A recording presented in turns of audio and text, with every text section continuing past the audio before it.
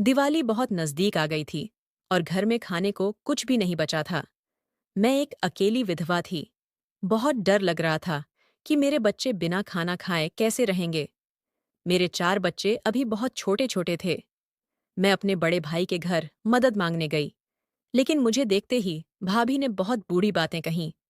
वो चिल्लाई कि हमने कोई अनाथ बच्चों को पालने की कोई ठेका नहीं रखी है, और मुझे दरवाजे से ही भगा दिया। मेरा भाई बहुत पैसा वाला था, फिर भी कुछ नहीं बोला। मैं रोते रोते खाली हाथ घर वापस आ गई। मेरी सबसे छोटी बेटी सिर्फ 2 साल की थी। वो परेशान आंखों से मुझे देख रही थी। घर में न आटा था, न दाल, न कुछ भी। मैं बच्चों को बस पानी पिला पिलाकर कह रही थी कि रात को रोटी खिला दूंगी। अब रात के 9 बज चुके थे। बच्चे भूख से रो रहे थे। मेरा दिल टूट रहा था। मैं हरगिज नहीं चाहती थी कि मेरे बच्चे भूखे सोए, पर मेरे पास कोई रास्ता नहीं था। कई बार हिम्मत की कि फिर भैया के घर जाऊं, पर डर के मारे पैर नहीं उठे। जब से मैं विधवा हुई, एक एक पैसे के लिए दूसरों के सामने हाथ फैलाना पड़ता था। ससुराल वालों ने 4 बच्चों के साथ मुझे घर से निकाल दिया था। भैया ने कभी एक बार भी नहीं पूछा कि उनकी बहन जिंदा है भी या नहीं। मेरी आंखों से आंसू रुक ही नहीं रहे थे। आखिर मैंने अपनी छोटी बेटी को सीने से लगाया और मजबूरी में घर से निकल पड़ी। मैंने पड़ोसी के आंटी के दरवाजे पर दस्तक दी। आंटी ने दरवाजा खोला तो मुझे देखकर मुंह बनाया और बोली, क्या है? मैंने हाथ जोड़कर कहा, आंटी, बस 2 सूखी रोटी दे दो, बासी टुकड़े ही सही। मैं पानी में भिगोकर बच्चों को खिला दूंगी।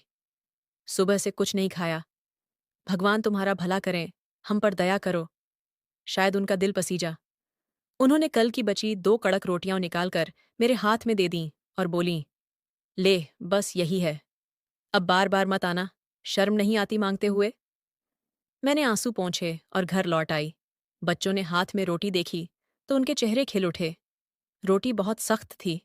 मैंने उसे पानी में भिगोया और रोते रोते बच्चों को छोटे छोटे टुकड़े खिलाए। बच्चे वहीं चबा चबाकर पानी पी रहे थे। मेरा दिल अंदर से रो रहा था।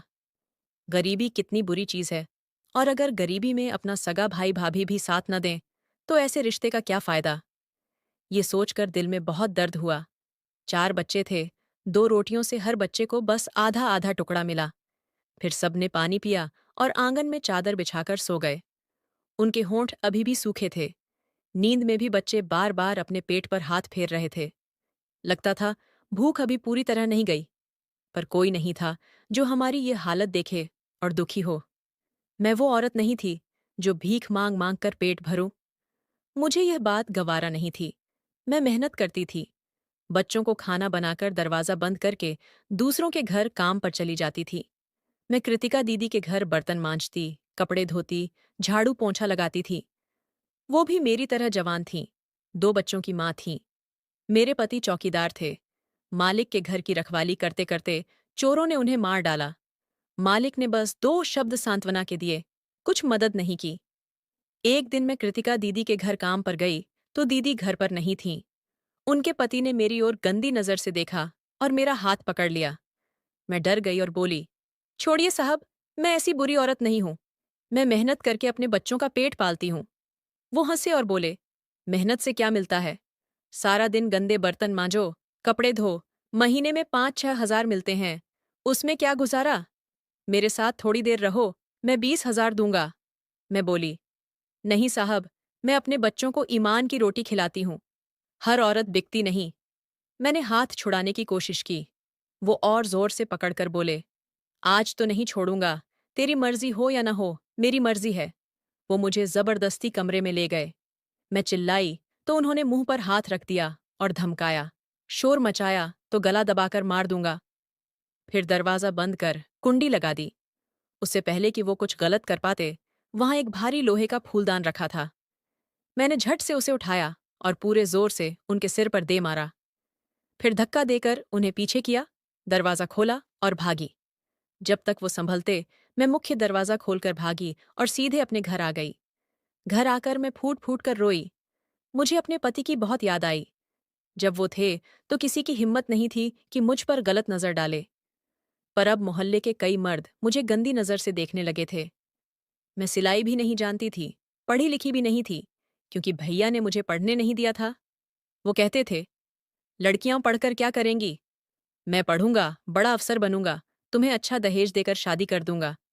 पर ऐसा कुछ भी नहीं हुआ। भाई ने खूब मन लगाकर पढ़ाई की और बड़ा अफसर बन गए। भाभी बहुत अमीर घर से आई थीं। मम्मी पापा इस दुनिया में नहीं थे। मैं अकेली उनके साथ रहती थी। जैसे ही भाभी घर आईं, मुझे घृणा से देखने लगीं। वो कहती थीं, ये तो अनपढ़ है, इसे कौन अच्छा लड़का लेगा? कोई बड़ा घर इसे पसंद नहीं करेगा। भाई भी शादी के बाद पूरी तरह बदल गए, पहले जैसे नहीं रहे। उन्होंने मेरी शादी एक गरीब चौकीदार से कर दी। फिर भी मैं उसके साथ सुखी थी। पर किस्मत को कुछ और ही मंजूर था। 4 बच्चों की माँ बन गई थी।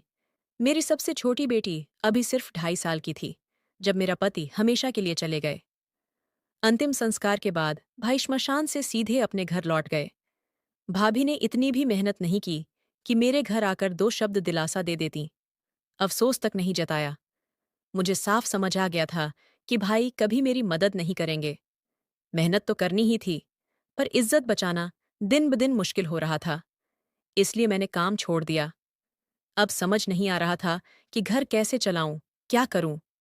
दिवाली का महीना शुरू होने वाला था और घर में भूख से हालत खराब थी। बच्चे भूख से रो रहे थे। मैं मन ही मन सोच रही थी कि काश कोई दान दे दे, कोई अपनी बचत से थोड़ा राशन ही दे दे, ताकि मेरे बच्चों का पेट भर जाए। पर हम जैसे गर्व वाले लोग तो मर सकते हैं, किसी के सामने हाथ नहीं फैला सकते। बड़ी मुश्किल से बच्चों की भूख देखकर पहली बार मोहल्ले में 2 सूखी बासी रोटियां मांगी थीं, वरना जैसे तैसे कुछ न कुछ कर लेती थी। कभी बर्तन मांज लेती, कभी कोई छोटा मोटा काम कर लेती। मैंने अपनी पड़ोसन से कहा, अगर किसी को दिवाली की सफाई करवानी हो, घर के जाले साफ करवाने हों, तो मुझे बता देना, मैं कर दूंगी। वो बोली, तुझे कोई काम पर नहीं रखता। तुझे क्या जरूरत थी कृतिका दीदी के घर चोरी करने की? मैं क्या बताती कि मैंने कुछ नहीं चुराया। वो तो उनका पति था, जो मेरी इज्जत पर हाथ डालना चाहता था। पर मेरी बात पर कौन यकीन करता? अगर मैं मुंह खोलती तो मुझे ही बदनाम कर देते। हमारे समाज में गुनाह सिर्फ औरत का ही माना जाता है, चाहे वो बेकसूर हो। मेरी बात पर किसी को भरोसा नहीं था। मैंने कहा, मैंने चोरी नहीं की, गलत फहमी हो गई है। वो बोली, अच्छा चलो, यहाँ एक मैडम है, उनकी नौकरानी छुट्टी पर गई है। बस कुछ दिन का काम है। मैंने कहा, ठीक है, मैं कर लूंगी। मैं उस बहन जी के घर चली गई। उन्होंने दीवारें तक मुझसे रगड़वाईं। 5 दिन में पूरा घर चमका दिया। बदले में उन्होंने सिर्फ 500 रुपए का नोट थमाया। मैंने कहा, बहन जी, सिर्फ 500? वो बोली, और क्या चाहिए? अपनी जान भी दे दूं? मेरी आंखों में आंसू आ गए। मैंने राशन वाले से पहले ही 1,000 का आटा उधार ले रखा था, यही सोचकर कि पैसे मिलेंगे तो चुका दूंगी। मुझे लगा था कि वो अच्छे पैसे देंगी, क्योंकि मैं रोज 5-5 घंटे काम कर रही थी। पर उन्होंने सिर्फ 500 दिए। मैं रोने लगी। मैंने कहा, बहन जी, दिवाली आने वाली है, भगवान के लिए थोड़ा राशन भिजवा दो। मैं पहले से 1,000 का उधार ले चुकी हूँ। 5 दिन से लगातार काम किया, पूरा घर चमका दिया, फिर भी ठीक पैसे नहीं दिए। वो चिल्लाई, चलो निकलो यहाँ से, जितना काम किया उससे ज्यादा दे दिया। बहुत मिन्नतें करने पर उन्होंने और 500 रुपए दिए। वो मैंने राशन वाले को दे दिए। जब और आटा मांगा तो उसने साफ मना कर दिया। बोला, अब उधार नहीं दूंगा, नकद दो तब दूंगा। तुमने तो उधार का तमाशा बना रखा है, कल को पैसे न मिले तो भरोगी कहाँ से? मैं रोती हुई घर लौट आई। मुझे याद आने लगा कि हर दिवाली भाई गरीबों में राशन बांटते हैं और लोग उनकी तारीफ करते हैं। मैंने सोचा कि चलो, उनसे ही मदद मांग लूं, शायद अपनी बहन को भी कुछ दे दें। मैंने काली चादर ओढ़ी और भाई के घर की ओर चल पड़ी। भाई का घर अब 2 मंजिला हो चुका था। जब मैं उस गली में पहुंची तो दिल से एक ठंडी सांस निकली। मेरा सारा बचपन इसी गली में खेलते बीता था। कभी सोचा नहीं था कि बच्चों की भूख मुझे फिर इस गली में लाएगी। जब भाभी ने मुझे विदा किया था तो कान में फूस फूसाकर कहा था, अब मायके की याद दिल से निकाल देना। हमारे भी बच्चे हैं, हमारे भी खर्चे हैं। मैंने वो बात गांठ बांध ली थी। कभी जाती भी तो भाभी का व्यवहार ऐसा होता कि मन टूट जाता। प्लास्टिक के गिलास में पानी पिलाती, चाय तक नहीं पूछती। बस पानी पिलाया और पूछना शुरू, कब जाओगी? हमें बाहर जाना है। मैं बच्चों को लेकर लौट आती। मेरा पति भी मायके जाना बंद कर चुके थे। कहते थे, तेरा भाई भाभी मुझे इज्जत नहीं देते। मैं सूखी रोटी खा लूंगा, पर किसी से नहीं मांगूंगा। जहां सम्मान न हो वहां पैर नहीं रखना चाहिए। मैंने भी वही करना शुरू कर दिया। अपने ही घर में मन लगाने लगी, क्योंकि भाई का रुतबा अब बहुत ऊंचा हो गया था। उन्हें अपनी गरीब बहन से मिलना अच्छा नहीं लगता था। फिर मैं किस मुंह से उनके पास जाऊं? दिवाली आती जाती रही। भाई न कभी मिलने आए, न मेरे हाथ पर 500 रुपए की साड़ी रखी। शायद उनकी जरूरतें बहुत बढ़ गई थीं, या महंगाई ही इतनी थी कि अपनी बहन के लिए पैसे नहीं बचे थे। बेचारे वो गरीब लोग जिन्हें राशन बांटते थे, और वो बहन जो रो रो कर भाई की तरक्की की दुआएं मांगा करती थी, आज इस हाल में पहुंच गई थी। पर भाई के दिल में जरा भी दर्द नहीं था। मैंने अपना मुंह ढंक लिया। कहीं भाभी मुझे देखकर नाराज न हो जाए। शायद किसी गैर औरत को देखकर तो दया कर देती, पर अपनी ननद को कभी नहीं। मैंने दरवाजे पर हल्के से खटखटाया। दरवाजा भाभी ने ही खोला। मैंने हाथ जोड़कर कहा, बहन जी, दिवाली का महीना चल रहा है। घर में बच्चे भूख से रो रहे हैं। भगवान के नाम पर बस थोड़ा आटा, दाल चावल ही दिलवा दो। भाभी ने मुंह बनाया और बोली, जाओ यहां से, हम तो पहले ही बांट चुके हैं। मैंने फिर गिड़गिड़ाया, बहन, कुछ तो दे दो, अपने बच्चों का पुण्य ही दे दो। पर भाभी ने मेरे मुंह पर दरवाजा पटक दिया। मुझे कभी यकीन नहीं हुआ था कि मेरे साथ ऐसा दिन भी आएगा। ठीक उसी वक्त भाई अपनी चमचमाती गाड़ी लेकर आए। मेरे भतीजे भतीजियानी गाड़ी में बर्गर खा रहे थे। उतरते ही उन्होंने आधे खाए बर्गर कचरे में फेंक दिए और सब घर के अंदर चले गए। जब भाई मेरे ठीक सामने आए तो मैंने चादर हटाकर अपना चेहरा दिखा दिया। सोचा, शायद मुझे इस हालत में देखकर उनका दिल पिघल जाए। उन्होंने मुझे देखा, नजरें फेर लीं और बोले, क्या हुआ? मैंने रोते हुए कहा, भाई, बच्चे भूखे हैं। वो बोले, तुम ठीक हो ना? कहीं कोई काम कर लो। मैंने फिर कहा, भाई, बच्चे भूख से तड़प रहे हैं। भगवान के लिए कुछ दे दो। वो सख्ती से बोले, मैं तो दान पुण्य कर चुका हूं, अब मेरे पास कुछ नहीं। मेरी आंखें भर आईं। भाई ने जेब से सिगरेट निकाली, मुंह में दबाई और घर के अंदर चले गए। मैंने कचरे में फेंके हुए बर्गर उठाए और अपनी चादर में लपेट लिए। आंसू रुक नहीं रहे थे। जब मैं वहां से लौट रही थी, तभी किसी से जोर की टक्कर हो गई। मेरे हाथ से बर्गर जमीन पर गिर गए और मिट्टी में लथपथ हो गए। ये देखकर और जोर से रोना आ गया। बच्चे मिट्टी वाले बर्गर कैसे खाते? मैं जमीन पर बैठ गई और बर्गर समेटने लगी। तभी वह आदमी भी मेरे सामने बैठ गया और बोला, तुम रीना हो ना? ये सुनते ही मैं चौंक पड़ी। उसकी तरफ देखा और फट से खड़ी हो गई। बर्गर फिर चादर में लपेटे और तेज तेज कदमों से आगे बढ़ गई। मेरा दिल जोर जोर से धड़क रहा था। काश उसने मुझे पहचान न लिया होता। काश मैं इस गली में दोबारा न आई होती। लेकिन इंसान अपने पुराने दिनों से भाग नहीं सकता। जिस बात से मैं सालों से डर रही थी, वही मेरे सामने आ खड़ा हुआ था। रोते धोते मैं पैदल ही घर की ओर चल पड़ी। घर पहुंचने में पूरा आधा घंटा लग गया। दरवाजा खोला तो बच्चे भूखी भूखी आंखों से मुझे देख रहे थे। मैंने वहीं कचरे से उठाए बर्गर निकालकर उन्हें दे दिए। मेरे भूखे बच्चे उन्हें खाने लगे और मेरी आंखों से आंसू बहते रहे। तभी कानों में उसकी पुरानी बात गूंजने लगी, रीना, एक बार भाई भाभी से बात कर लो ना। मैं तुम्हें बहुत सुखी रख सकता हूं। मैंने साफ मना कर दिया था, नहीं, मैं ऐसा कुछ नहीं कर सकती। भाई जो भी फैसला करेंगे वही मेरे लिए ठीक होगा। मैंने तुम्हें कभी कोई उम्मीद नहीं दी। वो बोला, मैंने कब कहा? पर तुम्हारे लिए मैं कुछ भी कर सकता हूं। भाई को पैसा चाहिए तो मैं बहुत कमाऊंगा। बस तुम वादा करो कि मेरा इंतजार करोगी। मैंने फिर मना कर दिया। मैंने कोई वादा नहीं किया था। मुझे अपने भाई पर पूरा भरोसा था। वो मेरे लिए जो भी सोचेंगे, अच्छा ही सोचेंगे। कार्तिक ने आखिरी बार कहा, मैं जा रहा हूं। 5 साल बाद लौटूंगा। अगर हो सके तो मेरा इंतजार करना। ये कहकर वो चला गया था। कार्तिक हमारे पड़ोस में ही रहता था। जब भी उसकी माँ कुछ अच्छा बनाती, वो हमारे घर ले आता। उस वक्त मैं घर पर अकेली होती। वो दरवाजे पर खड़ा होकर प्लेट थमा देता और चेहरे पर मुस्कान रहती। जब मैं खाली प्लेट लौटाती तो वो कहता, आप बहुत अच्छी हैं। मुझे आप बहुत पसंद हैं। मैं घबराकर दरवाजा बंद कर लेती। हर बार बस यही दो बातें कहता, इससे ज्यादा कुछ नहीं। एक बार भाई ने उसे देख लिया और मुझसे पूछा, ये कौन है? मैंने कहा, पड़ोस से आया है। भाई गुस्से में बोले, अब अगर फिर आया तो दरवाज़ा मत खोलना। फिर भाई ने कहा कि उन्हें एक लड़की पसंद आई है और वो उससे शादी करना चाहते हैं। वो शादी कर लाए। मुझे लगा अब भाभी आएंगी तो मेरी जिंदगी में भी थोड़ा आराम आएगा। पर शायद आराम मेरी किस्मत में नहीं था। भाभी सारे घर के काम मुझसे ही करवातीं। भाई का व्यवहार भी एकदम बदल गया था। वो बस वही करते जो भाभी कहतीं। एक बार कार्तिक फिर खाना लेकर आया। मैंने दरवाज़ा खोला तो भाभी ने मुझे बहुत डांटा और मुंह पर थप्पड़ मार दिया। मेरी आंखें भर आईं। जैसे ही मैंने प्लेट ली, कार्तिक ने देख लिया और पूछा, क्या हुआ? किसी ने कुछ कहा? ठीक उसी वक्त भाभी मेरे पीछे आ खड़ी हुईं। वे चिल्लाईं, तो ये सब चल रहा है? हमारे पीठ पीछे तुम इस लड़के से मिलती हो? मैं बोली, नहीं भाभी, ऐसा कुछ नहीं है। मैं बहुत डर गई थी। कार्तिक बोला, आप गलत समझ रही हैं। पर भाभी ने एक न सुनी और बोली, मैं सब साफ साफ देख रही हूं। तुम्हारा भाई आएंगे तो सब बता दूंगी।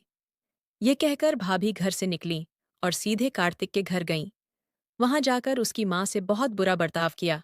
बोली, तुम्हारा बेटा मेरी ननद को फंसाने की कोशिश कर रहा है।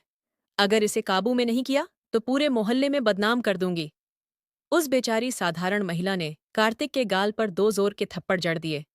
कार्तिक बार बार कहता रहा, मैंने कुछ नहीं किया, ये झूठ बोल रही हैं। लेकिन उसकी मां ने सख्ती से कहा, अब तुम कभी उनके घर नहीं जाओगे? फिर कार्तिक ने हमारे घर आना पूरी तरह बंद कर दिया। सिर्फ एक बार आया। उस दिन मैं छत पर कपड़े सुखा रही थी। उसने नीचे से आवाज दी, बस मेरा इंतजार करना। मुझे 5 साल लगेंगे। मैं तुम्हें इस गरीबी से बाहर निकाल लूंगा। पर मैंने उसका इंतजार नहीं किया। मुझे डर था कि कहीं भाई की नज़रों में मैं गलत न ठहरूं। लेकिन जब भाई ने मेरा रिश्ता रमेश से तय कर दिया, तो मुझे कार्तिक की बहुत याद आई। क्योंकि रमेश सिर्फ एक साधारण चौकीदार थे। किसी बड़े बंगले के बाहर रात दिन पहरा देते थे। भाभी के कहने पर ही भाई ने मेरा रिश्ता उनके साथ जोड़ दिया। मना करने की हिम्मत मेरे पास नहीं थी, वरना भाभी पता नहीं क्या क्या इल्जाम लगा देतीं। फिर भी मैंने रमेश के साथ खुशी से दिन गुजारे। हमारा साथ भले कम रहा, पर अच्छा रहा। आज पता नहीं क्यों कार्तिक से अचानक मुलाकात हो गई। कई साल बाद मुझे देखकर वो शायद बहुत खुश हुआ होगा। आखिर मैंने ही उसे ठुकराया था और आज मैं इस हालत में पहुंच चुकी थी। वो तो कहता था कि मैं तुम्हें राजकुमारी बना दूंगा। दुबई जा रहा हूं, ढेर सारा पैसा कमा कर लाऊंगा। शायद अब वो सब भूल चुका होगा। बहुत समय बीत चुका था। मेरे 4 बच्चे थे और मैं अकेली उनकी परवरिश कर रही थी।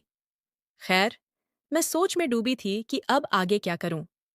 भाई के घर से तो खाली हाथ लौट आई थी। उसने मुड़कर भी नहीं देखा कि उसकी बहन ने उसके लिए कितनी कुर्बानियां दी थीं। पर मैं आज भी भाई को बुरा नहीं कह पाई। उसने मेरे हिस्से का एक दाना तक नहीं दिया। कहता था कि मम्मी पापा की सारी जायदाद उसी की है, जैसे मैं उसकी बहन थी ही नहीं। इन सब सोचों में खोई थी कि अचानक दरवाजे पर खटखट हुई। दरवाजा खोला तो कार्तिक खड़ा था।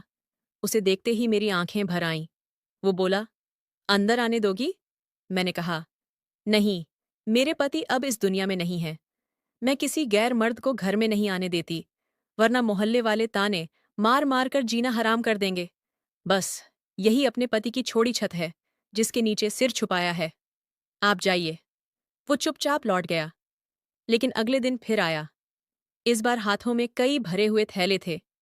उसने उन्हें दरवाजे पर रख दिया और बोला, इनमें खाने पीने की चीजें हैं, बच्चों के लिए रख लो। मैंने मना किया, नहीं, हमें किसी की जरूरत नहीं। भगवान ने सब दिया है। वो बोला, मैं सब जानता हूं, इन्हें रख लो तो मुझे सुकून मिलेगा। ये कोई दान नहीं, बस दिल से दिल तक का रिश्ता है। बच्चे बाहर आए और सामान देखकर खुशी से उछल पड़े। मैं थैले अंदर ले आई। उनमें सब कुछ था, आटा, दाल, चावल, तेल, चीनी, नमकीन, बिस्किट। मैंने आटा गूंथा, गरम गरम रोटियां बनाई। बच्चों ने जी भरकर खाना खाया और उस अंकल के लिए दुआएं मांगी कि भगवान उनकी रोजी में बरकत दे। कुछ दिन बाद वो फिर आया। इस बार दरवाजे पर ही खड़ा रहा। बोला, अगर तुम मुझे काबिल समझो तो मैं तुम्हारा और बच्चों का पूरा ख्याल रखना चाहता हूं। मैंने पूछा, तुम्हारी बीवी क्या कहेगी? वो हल्के से मुस्कुराया और बोला, बीवी है ही नहीं। अगर तुम हां कह दो तो मेरा घर भी बस जाएगा और बच्चों को बाप मिल जाएगा। मैं तुम्हें पहले से भी ज्यादा सुख दूंगा रीना।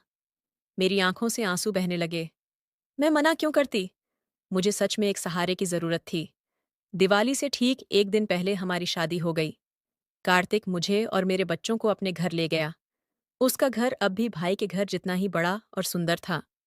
जब भाई भाभी ने ये देखा तो भाभी ताने कसने लगीं। मुझे तो पहले से पता था कि ये अपने मर्द के नाम पर ज्यादा दिन नहीं टिकेगी। इस बार मैं चुप रही।